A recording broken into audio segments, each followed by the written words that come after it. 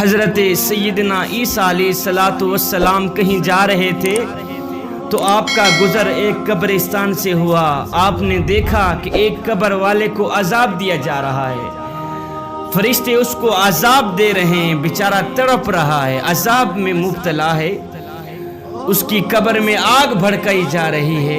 اللہ کے نبی یہ دیکھتے ہوئے آگے چلے گئے، کام کر کے جب واپس پلٹے اسی قبرستان سے آپ کا پھر گزر ہوا تو آپ نے دیکھا، دیکھ کر حیران رہ گئے کہ جس قبر میں آگ بھڑکائی جا رہی تھی اب اس قبر میں گلاب کے پھول اگے ہوئے ہیں، اس قبر میں نور ہی نور ہے۔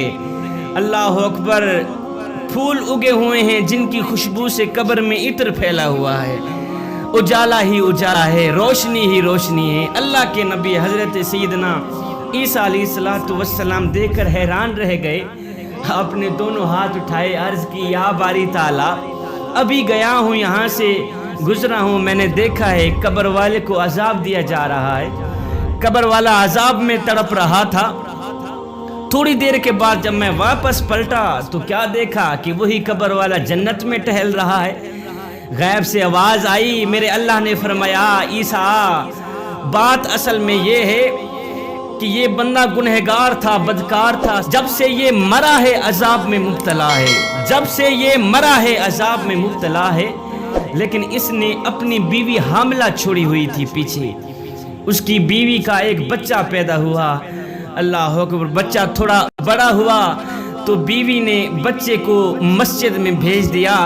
آج حافظ صاحب نے بچے کو بسم اللہ الرحمن الرحیم پڑھائی ہے۔ اے عیسیٰ، ہمیں حیا آتی ہے کہ جس کا بچہ ہمارا نام لے صبح و شام ہم اس کو عذاب میں مبتلا کریں۔ اے عیسیٰ، ہمیں حیا آتی ہے کہ جس باپ کا بچہ صبح سے لے کر شام تک ہمارا نام لے اور ہم انہیں عذاب میں ڈالیں، یہ ہماری رحمت گوارا ہی نہیں کرتی، یہ ہماری رحمت گوارا ہی نہیں کرتی۔ بچے نے صرف بسم اللہ الرحمن الرحیم پڑھا تھا، ہے بسم اللہ کے صدقے باپ کی بخشش ہو گئی، باپ کی مغفرت ہو گئی۔ اپنے بچوں کو قرآن مجید کی تعلیم دیں، اپنے بچوں کو قرآن مجید پڑھائیں، دین سکھائیں۔ اللہ اکبر، اولاد نہ مل رہی تھی نا، بے اولاد تھا باپ، گیا درباروں پر، اس نے منتیں مانی، بابا جی اللہ تعالیٰ مجھے اولاد دے، دعا کرتا رہا ساری زندگی، اللہ مجھے اولاد دے، کافی زندگی ہو گئی ہے، عمر گزر گئی ہے، اللہ نے اولاد نہیں دی۔ خیر کسی بزرگ نے اس کے حق میں دعا کی تو اللہ تعالیٰ نے دعا قبول کی، اس کو ایک بچہ اللہ اکبر عطا کیا، ایک بیٹا عطا کیا میرے اللہ نے۔ بیٹا آج چھوٹا کل بڑا، سکول میں جانے لگ گیا، کالج میں جانے لگ گیا، یونیورسٹی میں جانے لگ گیا، اس نے ایم اے کر لیا، کافی تعلیم حاصل کر لی۔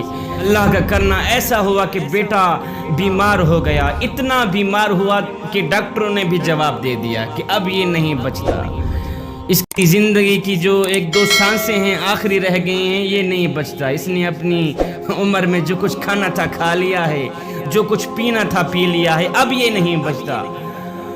باپ اپنے نوجوان پڑھے لکھے بیٹے کو گھر میں لے آیا، مایوس ہو کر بیٹا چارپائی پہ لیٹ گیا کہ اب میں نہیں بچتا۔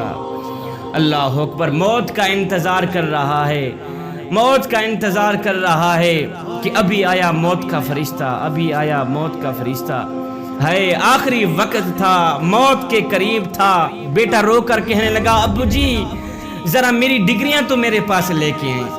باپ بھاگ کر گیا، جتنی بھی ڈگریاں تھی ساری کی ساری لے کے آیا، اس نے بیٹے کے ہاتھوں میں ڈگریاں پکڑا دی تو بیٹا حسرت بھری نگاہوں سے کبھی ڈگریوں کو دیکھتا ہے، کبھی باپ کے چہرے کو دیکھتا ہے، کبھی ڈگریوں کو دیکھتا ہے، کبھی باپ کے چہرے کو دیکھتا ہے۔ باپ بول ہی پڑا بیٹے کبھی ڈگریوں کو دیکھتا ہے، کبھی میرے چہرے کو دیکھتا ہے، بتا تو صحیح وجہ کیا ہے؟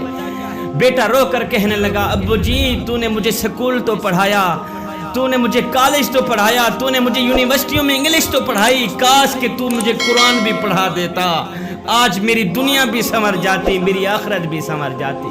آج آخری وقت تھا، قبر میں قرآن ہی کام آتا۔ بھائیو قبر میں قرآن ہی کام آئے گا، اپنے بچوں کو قرآن مجید کی تعلیم دیں۔ میرے کریم رحیم رحمت للعالمین سنے نبی فرماتے ہیں راتوں کی تنہائیوں میں اٹھ اٹھ کے قرآن پڑھا کرو. ہائے قرآن پڑھتے وقت رویا کرو, اپنی آنکھوں سے آنسو بہایا کرو, رویا کرو. رونا نہ بھی آئے تو رونے کی کوشش کیا کرو. حضرت داتا علی حجویری سے پوچھا گیا, حضرت اگر رونے کی کوشش کریں پھر بھی رونا نہ آئے تو کیا کریں؟